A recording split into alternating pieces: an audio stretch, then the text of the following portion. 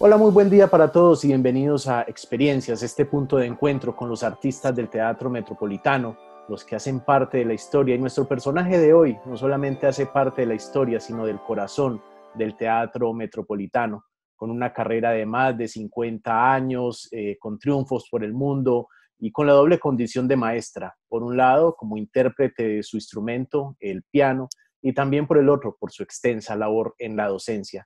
Estamos hablando de la maestra Blanca Uribe. Maestra, buen día, ¿cómo estamos? Muy buen día, muy bien, muchas gracias. Qué bueno, qué bueno. Maestra, pues hoy queremos ir caminando un poco por su vida, por lo que ha sido todo este tiempo en torno al piano, en torno a la música. ¿Cómo fueron esos primeros contactos suyos con el piano? ¿Cómo fue ese enamoramiento que se fue dando con el piano?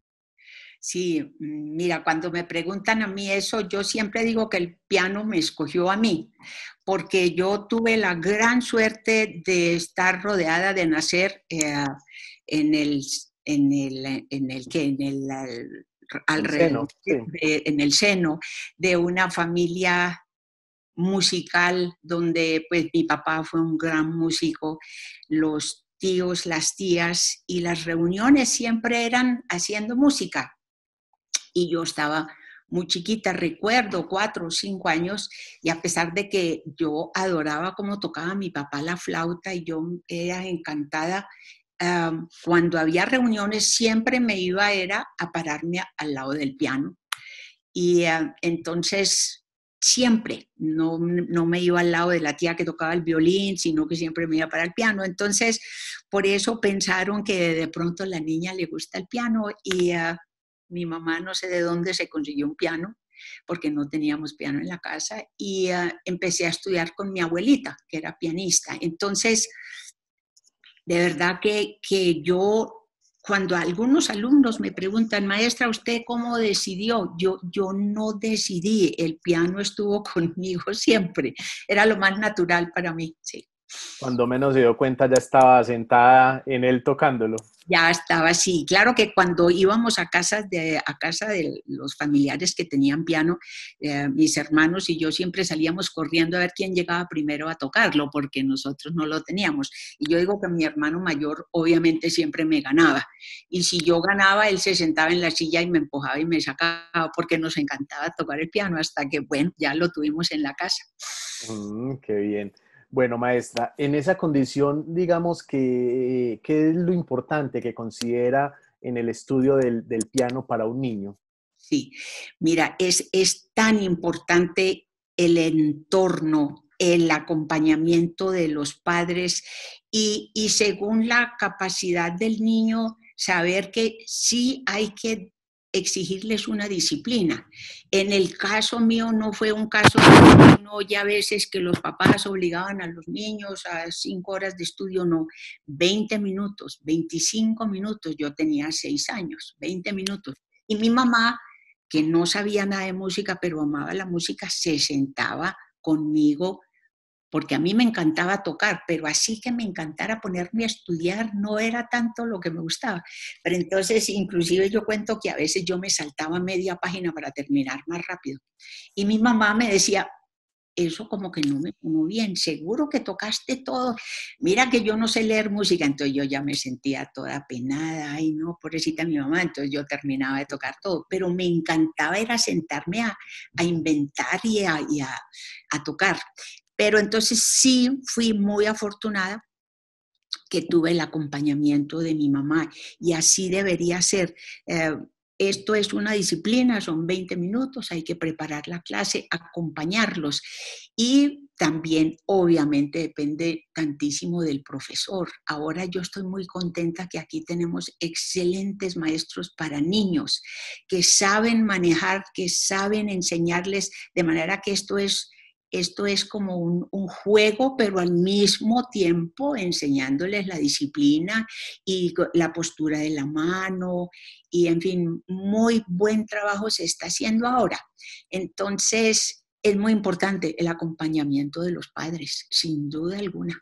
Y ya una vez que se ve que el niño o la niña es muy talentoso, entonces hay que tener un rumbo un poquito distinto, pues con mayor estudio, como con un poquito más de disciplina y más concentrados en eso. Es muy difícil, yo sé, pero sí, en el caso mío fue todo como muy natural. Ok, bueno, ¿y qué compositores considera que son indispensables para la enseñanza del piano en esa edad? No, en esa edad hay mucho material y cada año salen cosas mejores. En el tiempo mío yo creo que no había no había muchos libros, muchos volúmenes que llevaban un proceso lento. Mi abuelita se inventaba y ella pintaba cosas para mí, pero en ese entonces no. Ahora hay material magnífico para prepararlos, tanto técnicamente como musicalmente. Sí. Ujú. Bueno, muchos pueden pensar que el piano es un instrumento que se toca nada más con las manos, pero su interpretación conlleva toda una armonía, pudiéramos decirlo así, con el cuerpo. Hábleme un poquito de eso, de esa manera como se lleva el instrumento a todas las partes del cuerpo. Sí, la palabra técnica a veces se piensa que es solamente para que el alumno toque rápido y para que toque duro, pero en realidad la técnica es para poder enseñarle a la mano, al brazo, al torso, a la relajación, cómo hacer música. El compositor pide un pasaje que sea muy livianito y que sea muy rápido y muy articuladito, pues yo tengo que aprender a hacer eso. Y entonces sí, está la muñeca, está el antebrazo, está como dije, el peso en el torso, la relajación, son todos músculos que hay que enseñarles un poquito como si fuera un deporte y también enseñarlo muy bien para que después, cuando están tocando los estudiantes obras más grandes que requieren más fuerza, más peso, más velocidad, que estén preparados y no entonces empiecen a sufrir de la tendinitis que se llama. Y eso casi siempre pasa es por estudiar mal, por repetir y repetir sin pensar cómo estoy usando el brazo, cómo estoy usando el peso. En fin, es complicado, pero si desde chiquitos se les forma bien la mano, hay menos posibilidades pues de que sufran algún percance con el brazo. Y eso pasa, usted lo relaciona con el deporte. Un deportista puede tener una vida profesional de más o menos muy larga, 20 años, en el caso de los deportes de contacto. En una carrera como la de los músicos, pues es de toda la vida, de De 50 toda la años, vida. en el caso suyo, es mucho más exigente para llevar el cuerpo, acostumbrarlo a tantos años de hacer un mismo trabajo. Sí, absolutamente. Alguien comentaba que el dar un concierto requiere tanto del cuerpo, no es solamente las manos, que es como el equivalente a no sé cuánto, a media hora de estar uno haciendo ejercicios en un gimnasio. De verdad que requiere todo el cuerpo, la respiración. ah, y eso antiguamente no lo enseñaban tanto, enseñaban un poquito pues la técnica, sí, pero ahora también yo creo que en la mayoría de los conservatorios hay clases de relajación, de respiración, de cómo llevar todo esto y más para los que van a tocar en público. Salir al escenario es una cosa que requiere de todo, la concentración y la parte física, y ahora sí están enseñando mucho eso, afortunadamente, para que para que no tengan problemas y para todos, para los bailarines, para todos los instrumentistas, que no se, que no se vayan ¿cómo se dice? A A- lesionar. a lesionar eso, exacto. Ujú. Bueno, maestra, pues todos conocemos sus interpretaciones de Beethoven, de Albéniz, de Mozart, pero ¿cuáles son como su banda sonora, sus compositores indispensables? ¿Cuáles son esos compositores que llevan el corazón? Sí, pues curiosamente siempre mi respuesta es que son los clásicos como Haydn, Mozart, Beethoven. Sin embargo, como ya lo mencionó usted, pues la música española me llega al alma y yo digo que yo a lo mejor hace muchos años fui una de las del harén, porque yo llegué a Granada y yo estuve en el patio allá en uno de los patios de la Alhambra y me entró como una tristeza y me puse a llorar y todo. Y yo dije, claro, esto es, yo estoy regresando aquí a uno de mis lugares. Entonces la música española la amo, de verdad que sí, la descubrí un poquito más tarde en mi carrera, pero yo creo que el estudio en Viena con el profesor Hauser, que estuve casi 6 años, influenció muchísimo la carrera en el sentido del amor y por los clásicos, por Mozart, por Beethoven, como él enseñaba a Beethoven. Y sí, yo puedo sentarme al piano y pasar 3 horas sin darme cuenta estudiando Beethoven. Eso sí, es muy difícil para mí explicar una parte intelectual o así como más, sí, más bonita, pero me encanta. Y le encuentro cosas cada día más y cada día distintas y me gusta muchísimo. Sí. ¿Y cuál es la obra de Beethoven? No, pues todas, en realidad, al haber tocado todas las sonatas, yo cuando estudiaba yo decía, no, esta sí es mi favorita, y luego estudiaba otra y decía, no, esta definitivamente es mi favorita. Pero tal vez la obra más significativa de Beethoven y la que me acompañó para todos los momentos más importantes de mi carrera fueron fue la obra que se llama Las variaciones sobre un vals de Diabelli. Yo creo que es casi su penúltima obra que compuso para piano y me ha acompañado toda mi carrera, de verdad, para mi debut en Nueva York, para mi debut en Londres, para todas las cosas importantes de mi carrera, esa fue la obra escogida. Y para los últimos conciertos que he dado como de despedida supuestamente, pero ya no me cree nadie porque después vuelvo a salir al escenario. Ay, hombre. Maestra, ¿cómo es esa aproximación que usted realiza ante una partitura nueva? ¿Y cómo es esa escogencia de una partitura nueva que llega y que quiere interpretar? Sí, pues le tengo que confesar que ya hace muchos años que ya yo sí, no he aprendido obras nuevas los últimos 10 años. Yo fui también muy afortunada porque con los profesores que tuve me dieron muchísimo repertorio. Yo toqué muchísimas obras de todo, románticas de Chopin, de Schumann, de Debussy, Ravel. Entonces, como que no he tenido la necesidad de decir, me voy a aprender una obra nueva. Hay una obra que siempre he tenido encima del piano para cuando me retire y la empiezo a estudiar, que son las variaciones Goldberg de Bach. Y entonces estudio un poquito y algún día, cuando tenga por ahí 95, yo creo que las voy a tocar todas. Pero últimamente siempre toco obras que ya había estudiado y de muchas maneras es como si fueran nuevas, porque uno no se cansa de descubrir algo que no lo vio antes o que lo quiere hacer distinto. No es como a veces la gente cree que es que uno, ay, esta obra yo ya la toqué y ya me siento a tocarla. No, siempre hay algo que se puede hacer mejor. Entonces, es muy bonito trabajar obras viejas y descubrir una cantidad de cosas nuevas en ellas. Sí.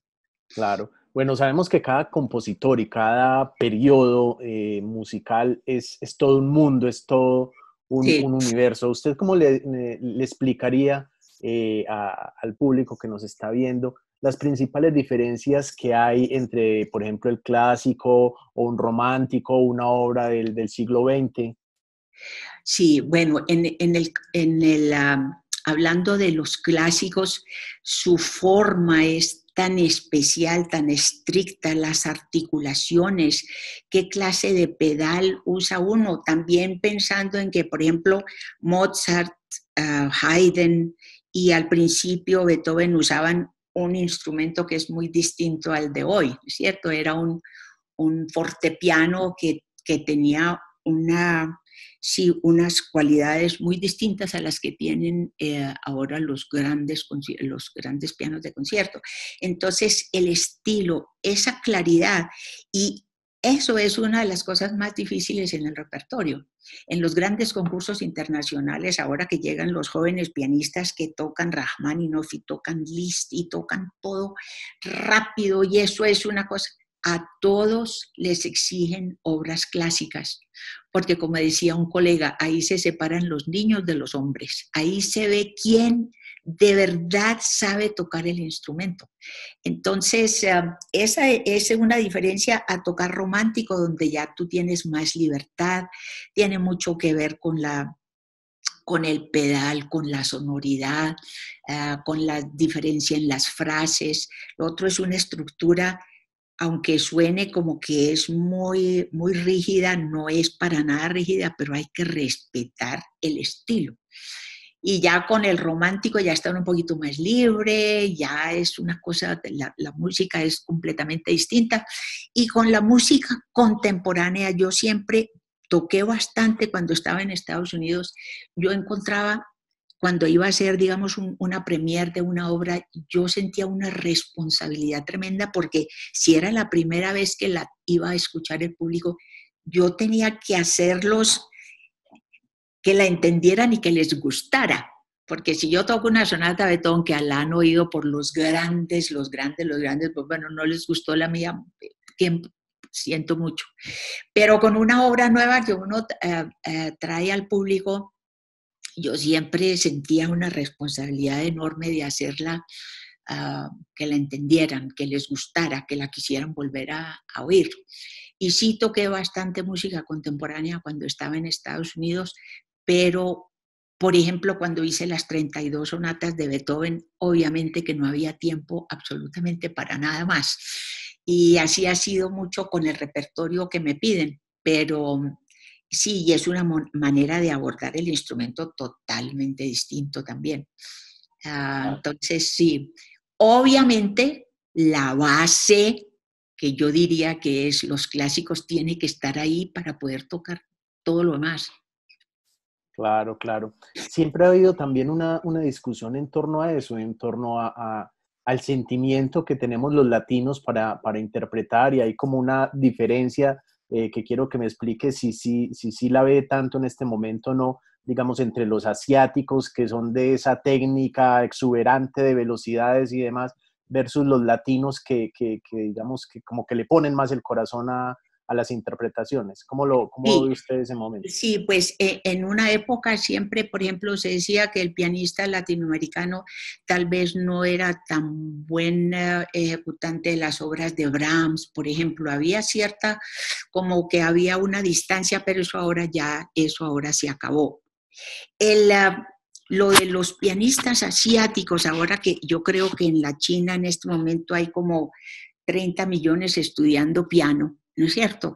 Con ellos lo que nos hace bastante diferentes es la disciplina, que como estábamos hablando ahorita de un niño aquí, que uno piensa hacerle la vida muy amable con el instrumento, que le guste, que allá a un niño a los 4 años lo ponen a estudiar 4 horas de piano y el niño obedece. Y entonces por eso ellos, como estábamos hablando también de la parte física, han desarrollado esto como un deportista que lo ponen a nadar a los 5 años y va a ser excelente después. Y lo mismo esto, los ponen desde muy chiquitos y el niño en realidad no le da pataleta. Ellos tienen una manera de pensar y de aceptar la autoridad, y a mí me pusieron a estudiar. Por eso ellos tocan el instrumento como tocan. Es una facilidad, y es que no tienen dificultad para hacer nada, por eso también tocan a veces muy rápido. Pero digo yo, y con todo el respeto, que no todos los 30 millones, y gracias a Dios eso es, no todos tienen ese sentido musical, ¿cierto? Tocan el instrumento muy bien, pero más bien pocos en comparación que de verdad te hacen sentir la música y te llegan al alma, ¿no es cierto?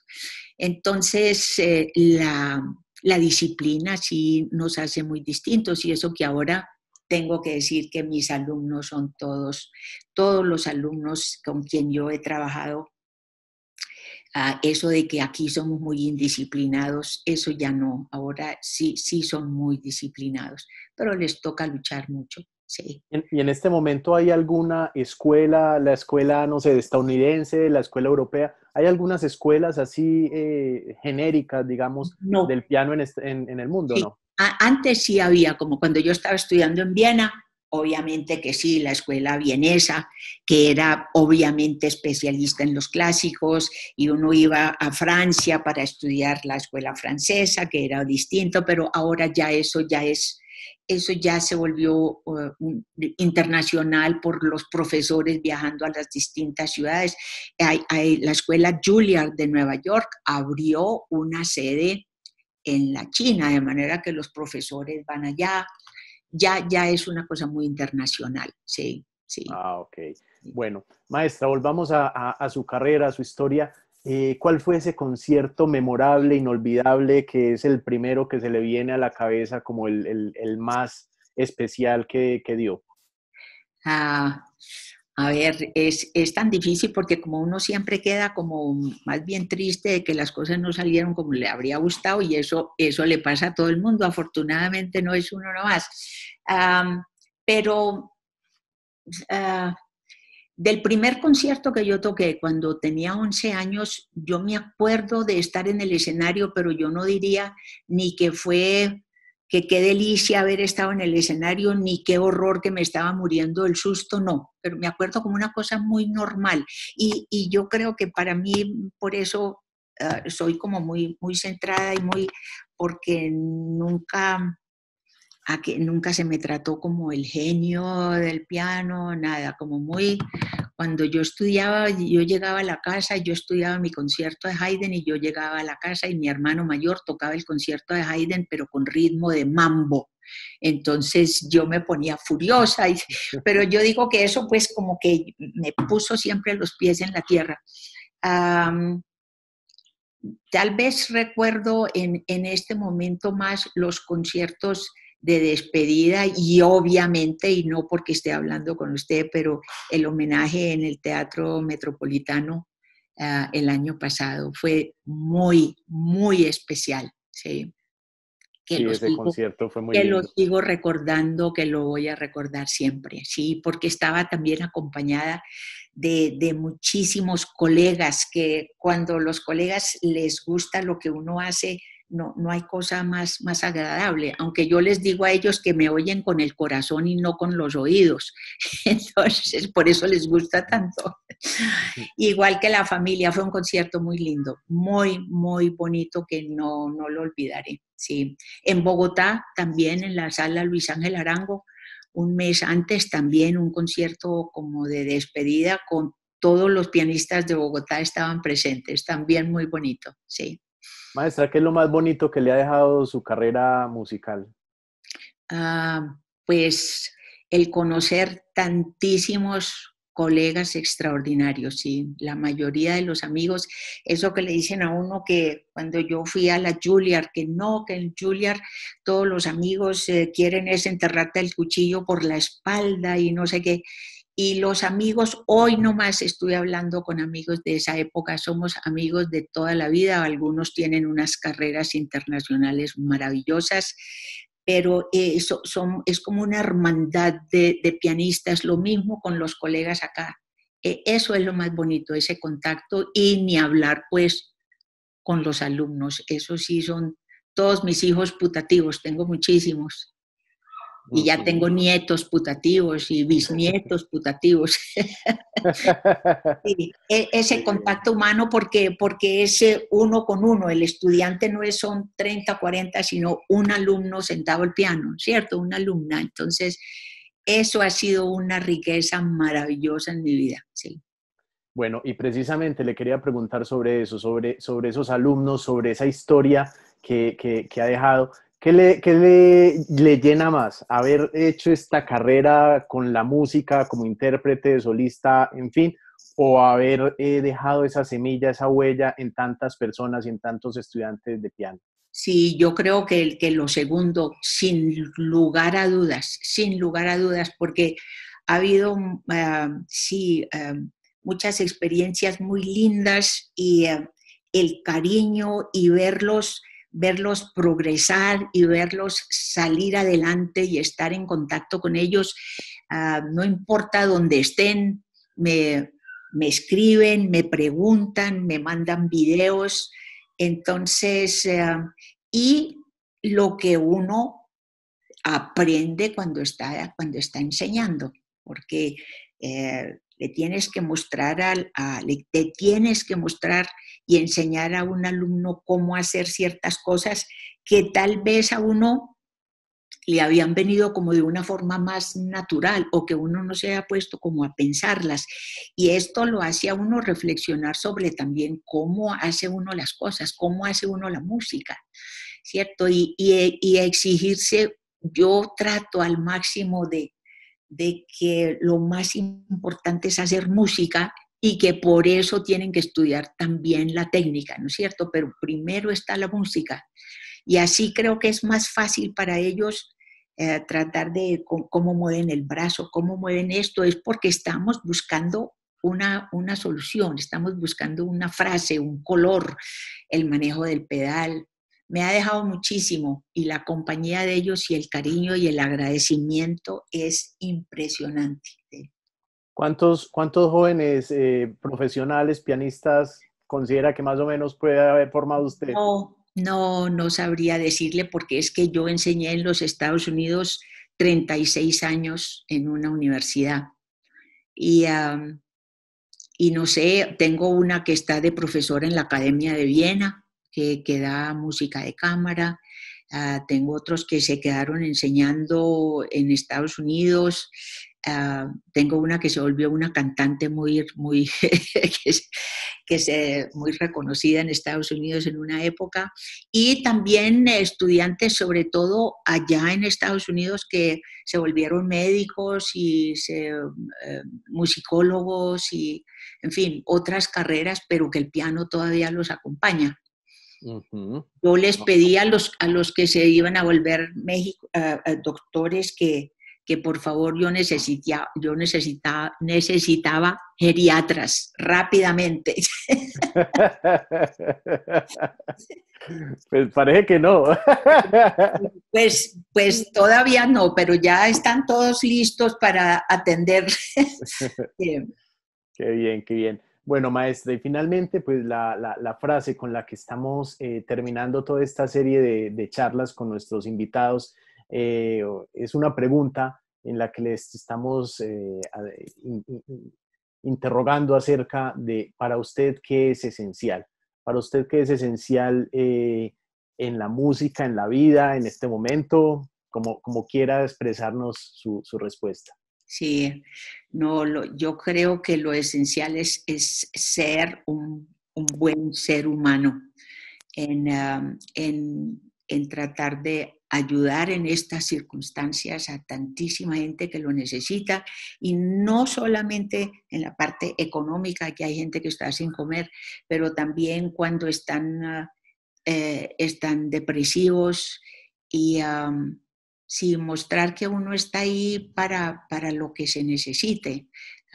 Con mis alumnos, algunos han tenido momentos un poquito de depresión, entonces no es el momento de regañar si no están listos, sino de hablar con ellos. Me volví experta en Zoom, como se dará cuenta, y, y conversar con ellos. La parte humana en este momento es donde se está viendo uh, quién es y quién no es, y quién está por ayudar y quién está por sacar ganancias, ¿no es cierto? Se está mostrando esa parte, pero a mí me parece que está ganando la parte buena del ser humano para compartir. Ahora, muy bonito los músicos que se han tomado se han tomado el tiempo para hacer conciertos virtuales, uno en su casa y el otro en otra parte. Eso ha sido espectacular y la gente lo ha tomado, me parece, aquí en donde yo vivo, pues de pronto hablo por teléfono con algunos vecinos y gente que no iba a conciertos está encantada de ver eso. Y yo pienso que eso después, cuando todo vuelva a la normalidad, esta gente que ha visto esto por primera vez va a querer ir a un concierto, a ver cómo es eso, estar sentado en el teatro oyéndolos a todos y no a todos desde sus casas. Entonces, puede hacer que eso resulte en, sí, mucho más entusiasmo por ir a los conciertos.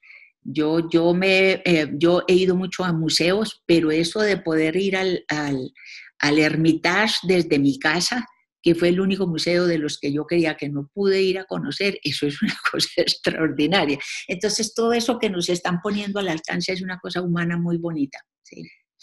Bueno, no, maestra, pues me alegra mucho, le reiteramos todo el aprecio, toda la admiración que del teatro siempre le hemos tenido, una Ya. persona que llevamos en el corazón y que esperamos que no se retire nunca, volverle a abrir nuestro escenario lo antes posible para que vaya y nos entregue toda esa belleza interpretativa que siempre nos da.